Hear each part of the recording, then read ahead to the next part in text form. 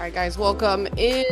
Preseason game number 1 for the Kansas City Chiefs. It's going to end in a loss, 26-24. The Saints coming away with a win. Of course, the Chiefs on the road down in New Orleans. They got 2 more chances to do it before they kick off the season at home. Thursday Night Football hosting the Lions. Welcome into the studio, Kansas City Sports Network. We got a lot to talk about, a stacked show for you here.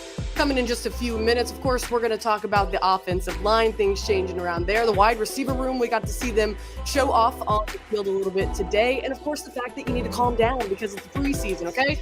Pour yourself a good old drink of Ben Holiday bourbon right there and calm down, relax. And we'll be back with you after the break to talk a little bit more about how the Chiefs ended up losing in this 2-point game in New Orleans. We'll be with you here shortly.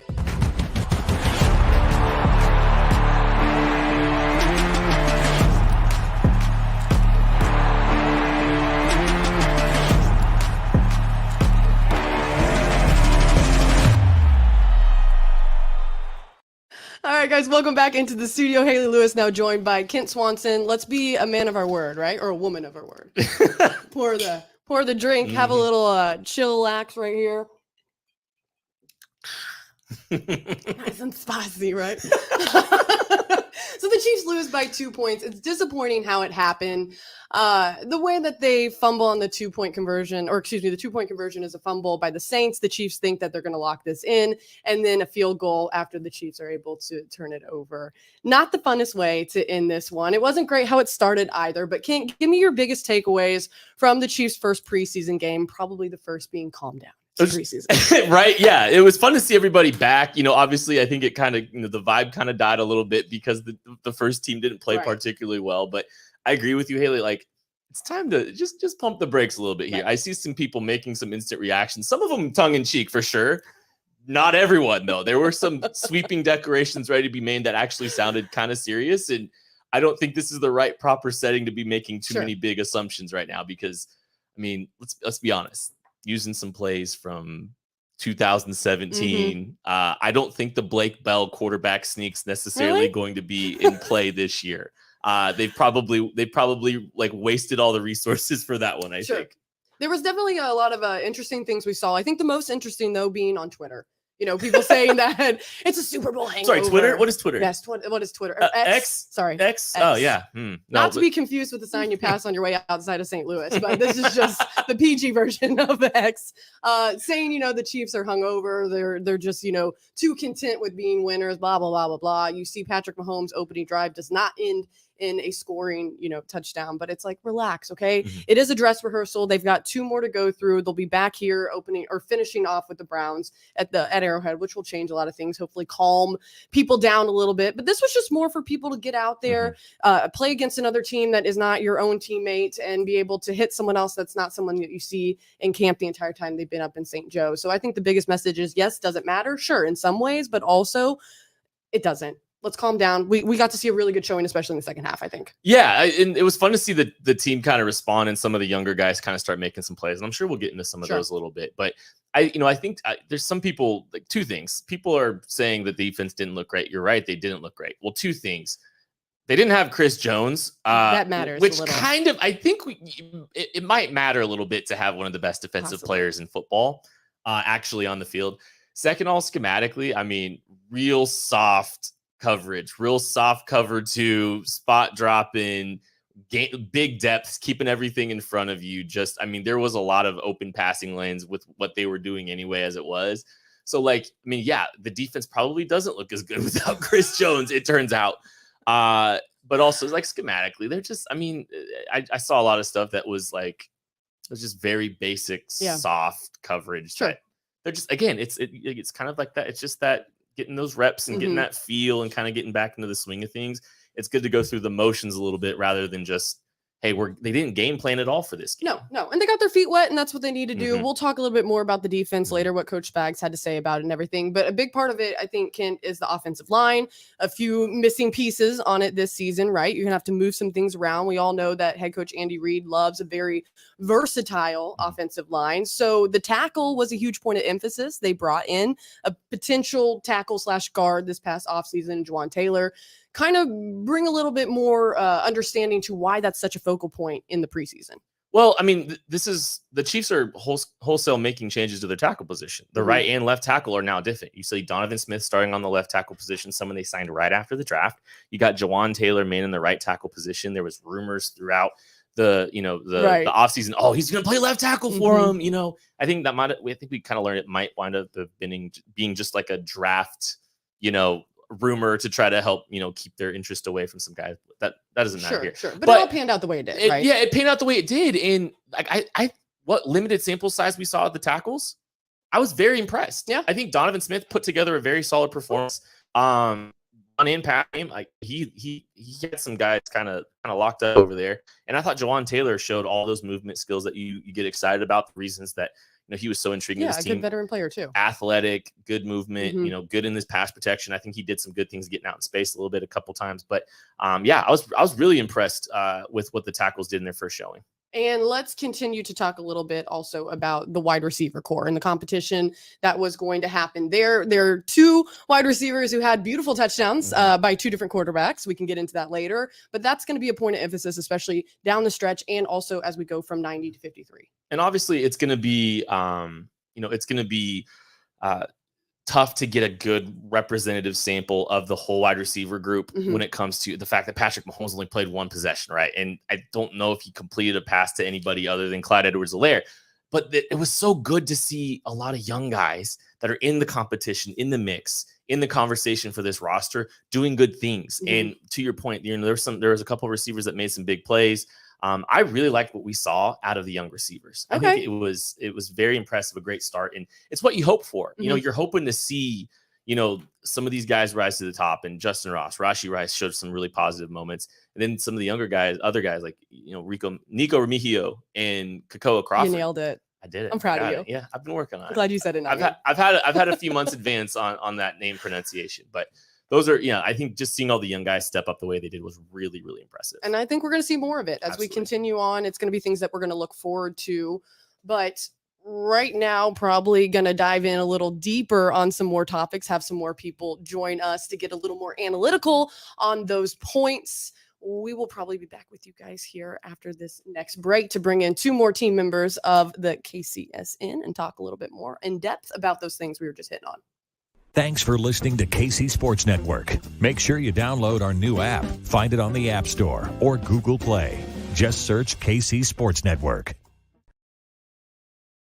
All right, guys, welcome back in. Like I said, we're going to have another team member jump in. Let's bring in Craig Stout, who, look at him, ready to go.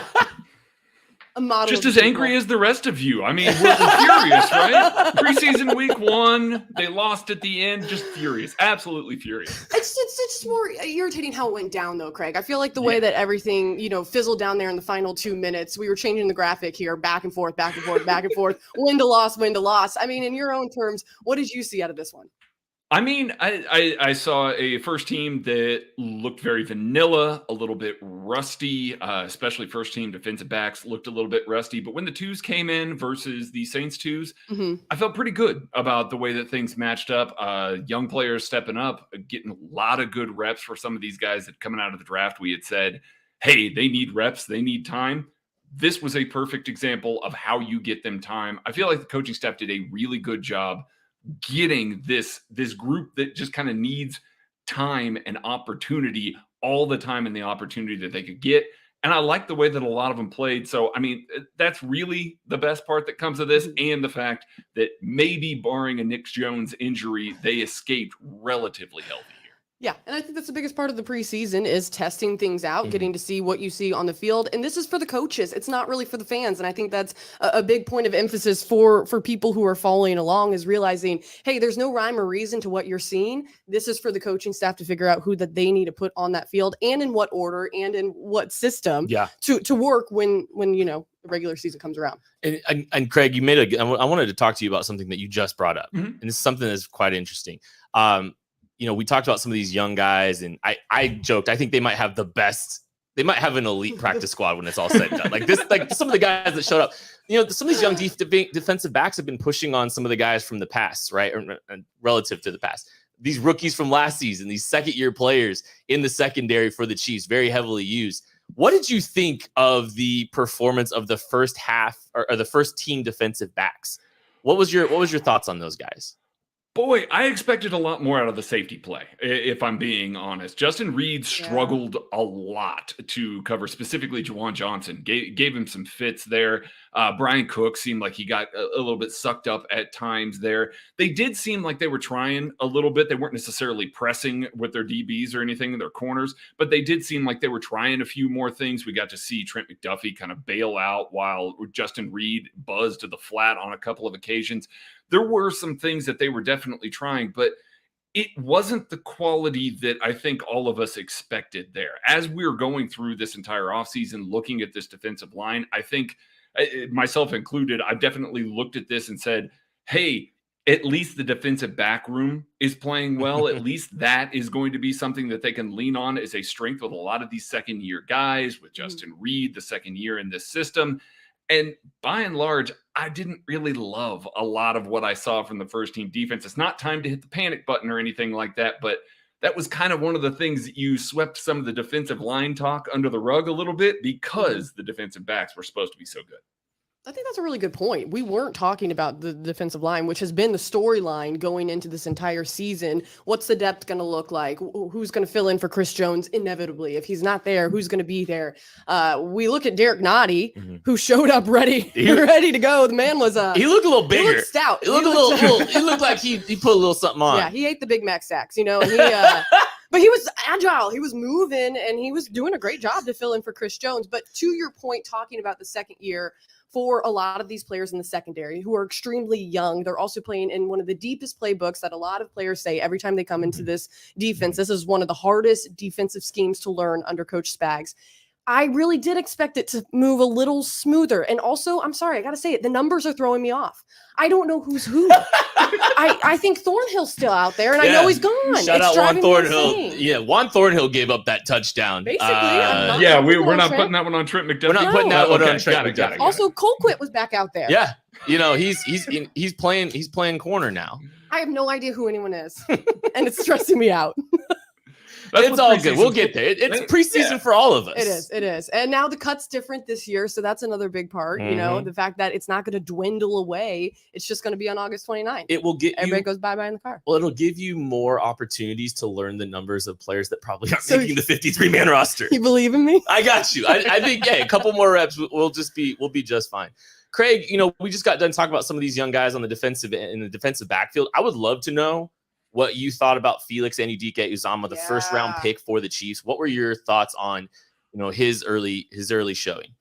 Well, first of all, I love how many reps he got. That's exactly what that guy needs. I think he just needs to get adjusted to the physicality of the NFL game, to get adjusted to the speed of the NFL game. And I thought he acquitted himself really well.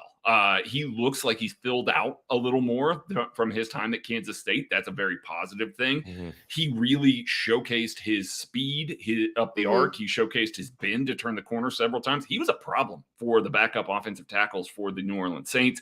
Still needs a little bit of work with his hands. You can see that it's coming along a little bit nicer, but once he puts that all together, I think we're going to see a major contribution from him. He was problematic basically every quarter. He got to run a little bit with the first team, extended all the way into the fourth quarter there. I think probably his biggest impact that he made was actually forcing an inaccurate throw by the quarterback there on the pick that Halisia had. Did a really good job on an inside move to get underneath there. Yeah. I really liked what I saw. Just the effort, the motor, the ability to keep it going all four quarters. That is a very positive thing, and you can see him learning and trying and really adapting to the NFL game pretty well. This is about as good of a start for Felix Anudike-Uzomah as you could expect, because he really, truly was showing up, flashing routinely, and got a ton of reps to get the game under his belt. Yeah, I agree with you, Craig. I think that was a huge key to this game, and especially to his, hopefully, longevity of being a good player for the Kansas City Chiefs. Let's bring in Tucker.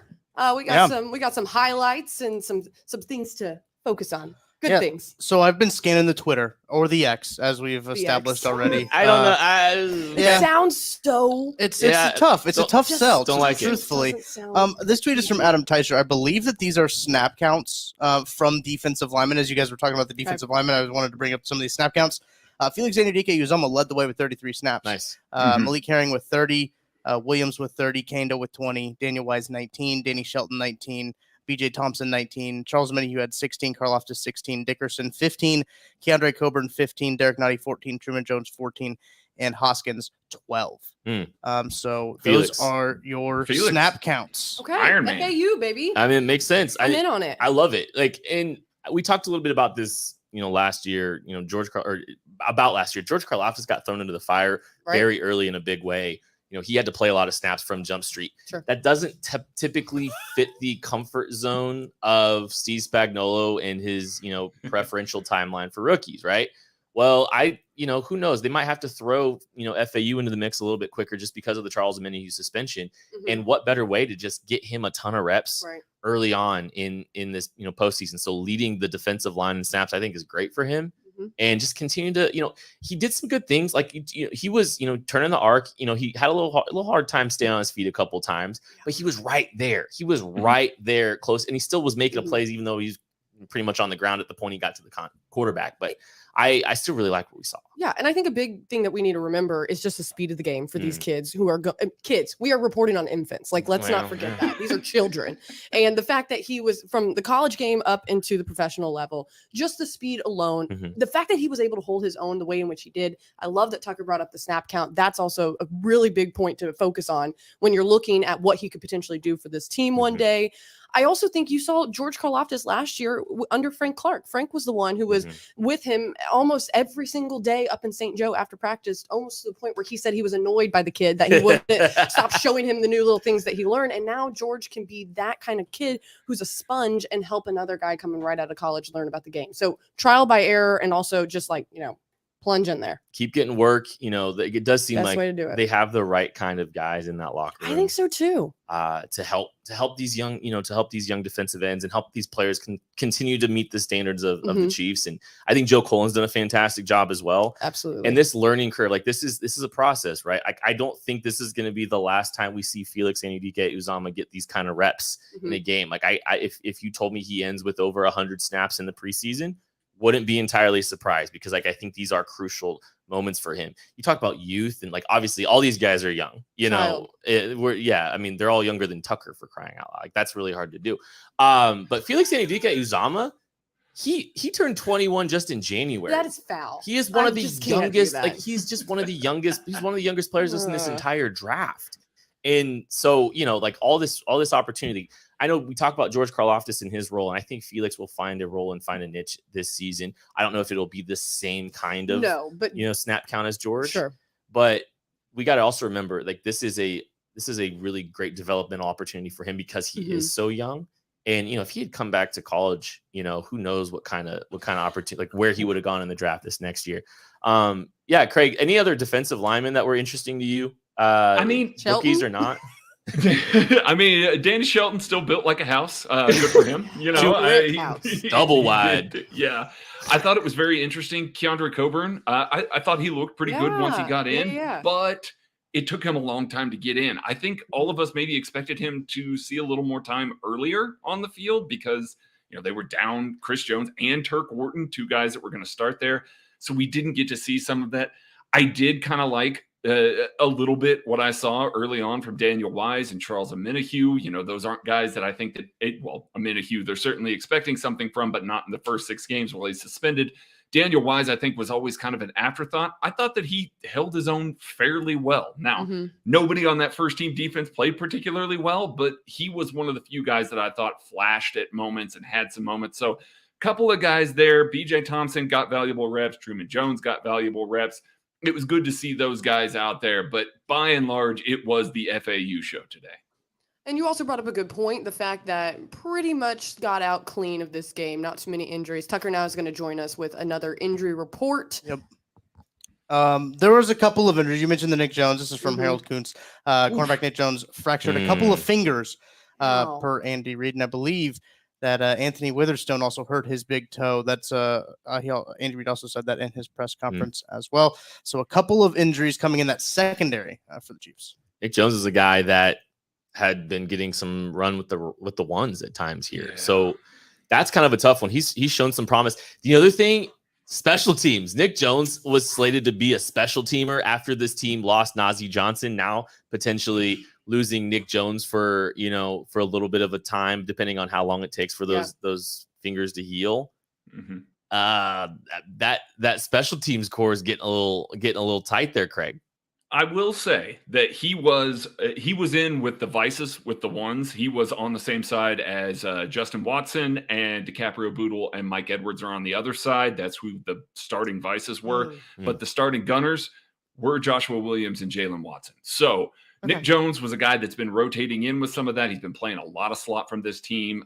He got in with the third-team defense as the slot corner behind Trent McDuffie as the starter, Shamari Connor as the second teamer, and Nick Jones as the third teamer there. So, the numbers didn't really kind of seem as prevalent from a special teams thing, but it was early. It was preseason week 1. Who knows what Dave Tope was going to try and do in week 2 and 3. Sounds like they might, if they can tape it up and he can go, I'm certain that he will, but they may have lost another guy that was slated to play some good special teams. I love the fact that Craig knows that. Well, these were some of his notes. The man is a note taker. And Hayley, just so you know, whenever the regular season will hit, Craig charts the entire defense. I mean, it's just insane what he just brought up. He built an app. He built an app too. We don't need to do this every single year, Kent. Well, like you guys were calling me Hollywood earlier. This is the Renaissance man, is what we call him. He's just a man of many talents, exquisite tastes. I mean, and he's blushing right now. Look at Chiefs. Look at his head just getting right. There we go. Craig, we appreciate you. Let's bring back in Tucker. We got another snap count for the DBs. I gotta give a snap count update. I've been hounded. I've been hounded for these snap counts. These are from Adam Teicher. For DBs, Shamari Connor, 31 snaps. How do you say his name? Khalif Halisi? Yeah. He had 31 snaps. Khalif the thief. I like it. There it is. Echo Boydo, 31 snaps as well. Mike Edwards with 30. Bush with 27. A. Cook with 21. Bootle with 18. Watson with 16. Reed with 16. McDuffie with 16. Brian Cook with 16. Jackson 15. Norman 14. Jones 12. Williams 10. Taylor 10. Witherspoon 9. Craig, I know you had a lot of takes on those young cornerbacks and those young defensive backs. There's a lot of young players in there, and some of them were making some big time plays. Again, like I say, the Chiefs might have the best practice squad in the NFL if some of these guys keep doing what they're doing. I mean, we look at this defensive back room, as we talked about, like we have a lot of hope for them. They have a lot of depth, and we were trying to figure out ways to keep Shamari Connor, Nick Jones on the roster, making the special teams with the guys that were already there. Now, we definitely had slots for them, but if you've got guys like Echo and Khalif playing the way that they did, they were feisty today. Those dudes were out there. They were hitting. They were really doing a great job kind of sealing off the edge there. Khalif made a terrific interception. What a catch to get his knee down and, come up with a pick there. Those are guys that I think we've just kind of heard their names all through practice, and we've been like, okay, this feels like a Herb Miller again. This feels like, a guy where you're like, Herbivores unite, baby. Yeah, herbivores. Let's go. But a guy that kind of spikes real quick there and then maybe kind of drops back down the depth chart. They do this all the time, just creating competition in the cornerback room. I don't know that doesn't look like competition to me. Those guys looked really good. They look like they belong on the field with the twos from New Orleans. And that's what you want to see when you're out there trying to trot those guys out there. Shamari Connor looked great blitzing there. He missed a couple of opportunities. That's game speed. That's figuring out, physicality, things like that. He's going to come around on some of those sorts of things. Seeing Echo go out there and make those hits, seeing Khalif go out there and make those hits, those are huge things for this defense. Not any defense, but Steve Spagnuolo putting the pride that he does in corners that'll come up and hit. Those guys were willing and able to do so and kind of help flip this game around. When they got in a 17-0 hole, those guys coming out there and making those plays, forcing these 3rd and longs, that was the difference in the game, in my opinion. So, hat tip to those two guys because they were terrific. Yeah, I think Craig brings up a lot of good points. Defense was able to help this team come back into the game. Now, it is preseason. Again, remind yourself, a 26-24 loss for the Chiefs. We're going to go to the other side of the ball when we return. We're going to take a break here for just a little bit and talk a little more about who was shining on the offensive side. We'll see you after the break. Thanks for listening to KC Sports Network. Make sure you download our new app. Find it on the App Store or Google Play. Just search KC Sports Network. All right, well, welcome back in. Like we said, we're going to talk about the other side of the ball, the offensive flash, the side that we usually love to talk about Patrick Mahomes, but he was there for 4 minutes and now he's gone. So we're going to talk about everyone else. We're going to talk about the Mizzou Maid. We're going to talk about Shane Buechele. We're going to talk about, who was the other guy? Chris Oladokun? I just totally blanked. I was like, who's that last one? Hey, I feel, dude, Chris Oladokun was putting his name on the map until that late that turnover too. That was so frustrating. He was. I just got hot. Can I have some more? Go by all means. Yeah, go pour yourself some more Ben Craig, Holiday. I wish we could pour you a shot, but let's talk about. He's already got it. Don't you worry. Good. The wide receiver core has been a big point that everyone's been talking about. It's Richie James, it's Justin Ross, it's Rice. Like, let's dive into that. What was the best thing that you saw out of the wide receiver room? I know you're a little biased. I loved what I saw to Rashee Rice and Justin Ross. Those were the two guys that I was most excited about to see coming into this. Neglects Richie James. We know what Richie James is. We know what he is. Good job against. Anyways, it was fun to see Rashee Rice make some some contested catches, some difficult, not necessarily like strength at the catch point type catches, but trying to navigate some traffic. Sure. He did a really good job, adjusting to a ball that Shane Buechele tried to fit in there. That probably not the best decision. But I thought we saw some good things out of Rashee Rice, and then same thing with Justin Ross on the flip side. Throwing that little curl route, making a really good break at the top of the route, making people miss, and then getting upfield to get more, to get more yards. That was really impressive. And then the little, vertical wrap, in the middle in the red zone. Those were two big plays. Like, my antennas are very much up on Justin Ross and his viability moving forward. I think that was a great start that we really hadn't really seen yet, Craig.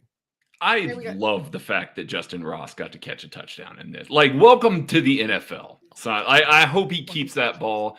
I hope that he gets to take that and, basically take it home. He's earned this, coming back from those injuries, coming back from everything. He was a top 10 pick that ended up as a UDFA.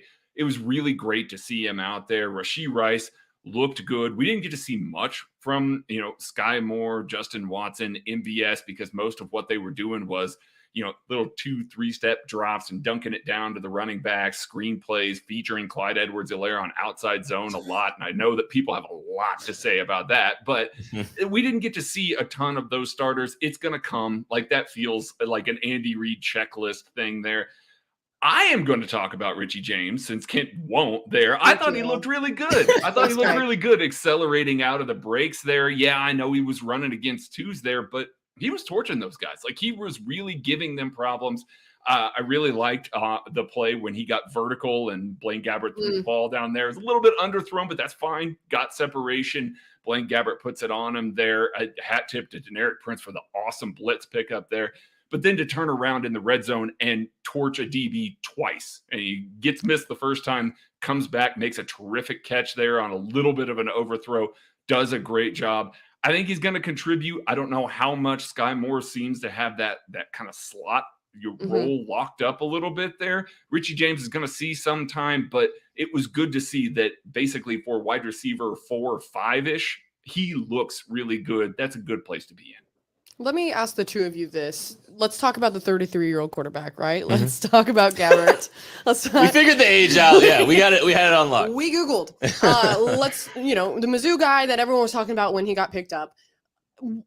He's replacing Chad Henne, right? At the end of the day, being that, QB2 or what they're potentially using him as right now, going with the twos.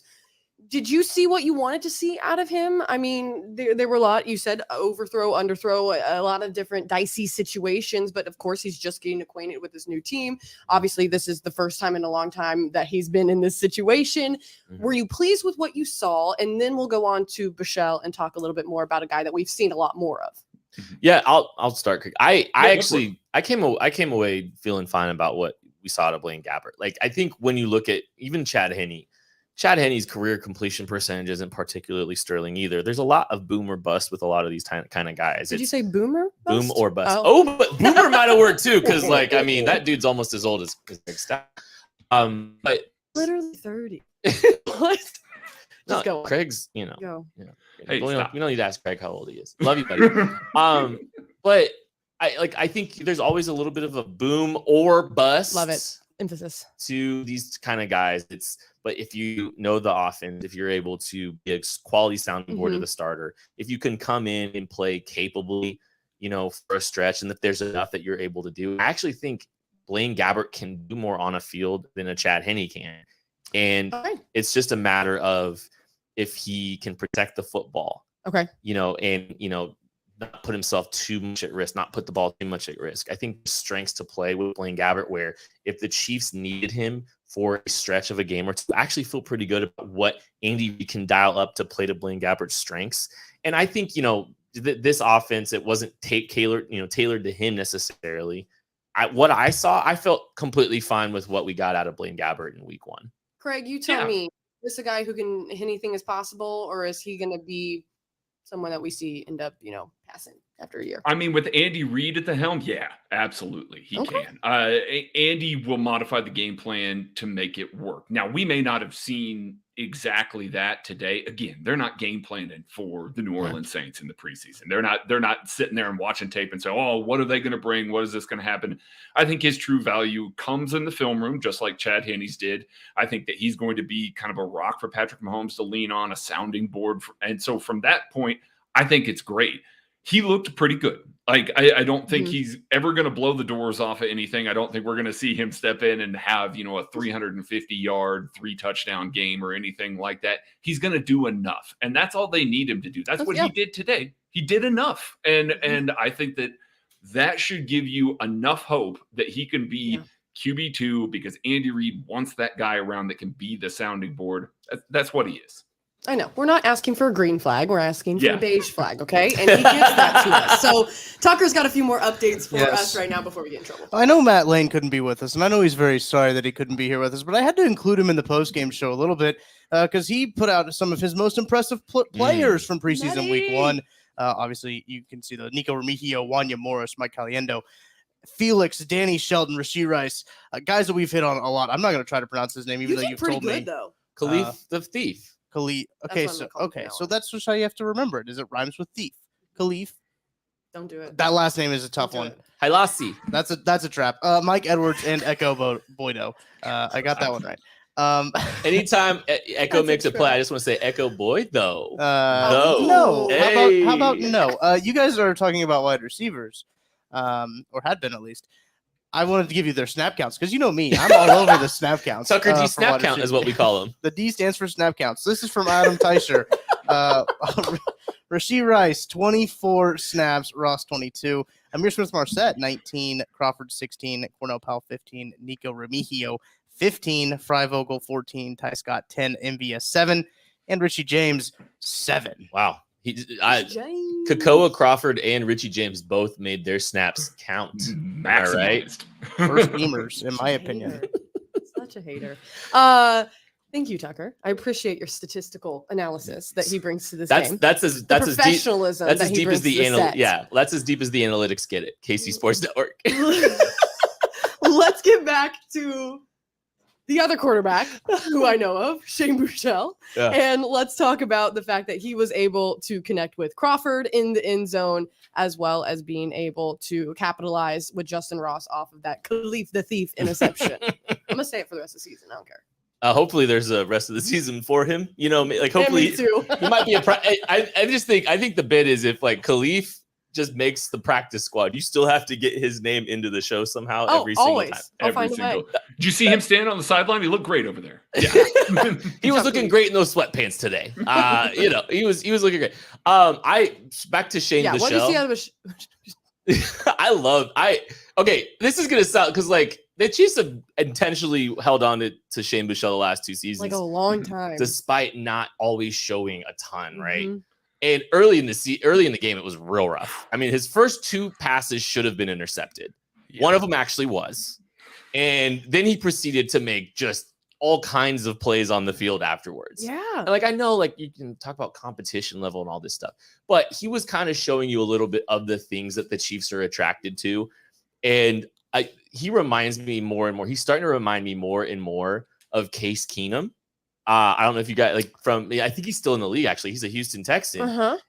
Similar offense coming out of college. And similar body, profile, physically, arm strength, all those kind of things. A little bit of just creativity, ability to kind of use his legs to move around a little bit when he needs to, can throw from a variety of arm angles.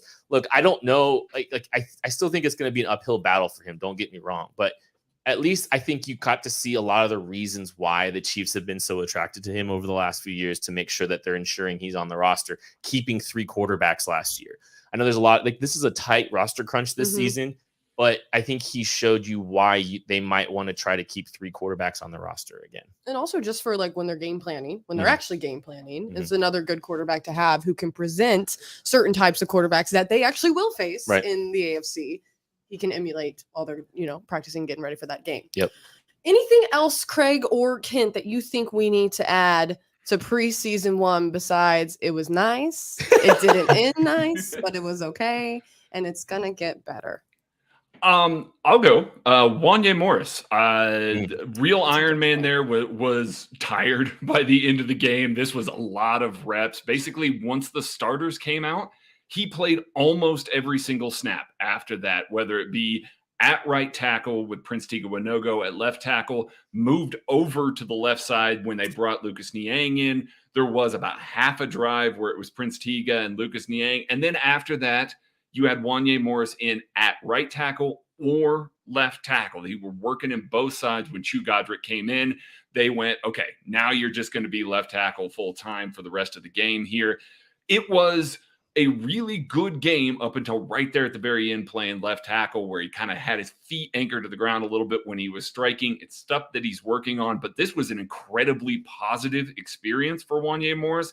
Lots of snaps, looked really good throughout most of the game.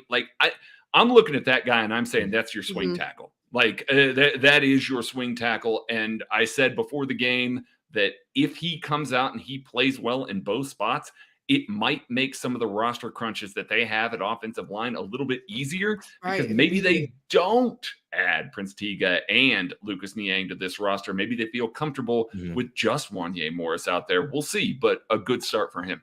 I can definitely see that happening. Kent, final thoughts from you wrapping up preseason game 1. I just was so excited to see some of these young guys play, and I haven't got out to see training camp yet this year. It's just been kind of crazy for me to get out there. And so this was my first exposure to a lot of these guys. And so it's gonna be fun to go back and rewatch a preseason game several times just to kind of see how some of these young guys perform. You saw Maddie's list off the cuff.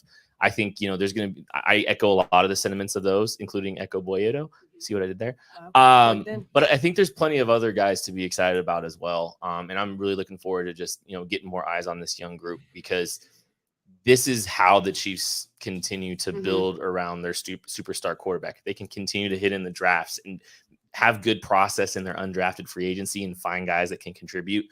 That's going to be a big problem for the rest of the NFL. And I'm just really glad everyone had fun.